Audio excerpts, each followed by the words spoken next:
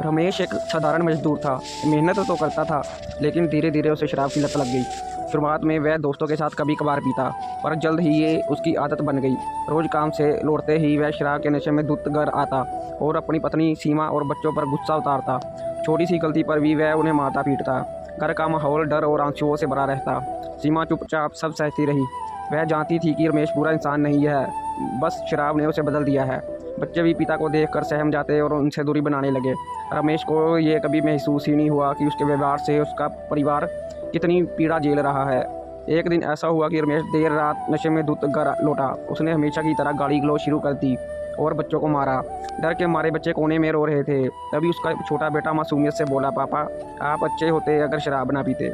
हम आपसे डरते नहीं, प्यार करते। यह सुनकर रमेश के दिल को गहरा झटका लगा। सुबह जब उसका नशा उतरा, उसने देखा कि बच्चे माँ से लिपट कर सो रहे हैं और उनके चेहरे पर आंसुओं के निशान हैं। रमेश खुद को आईने में देखता है और शर्म से उसकी आंखें भर आती हैं।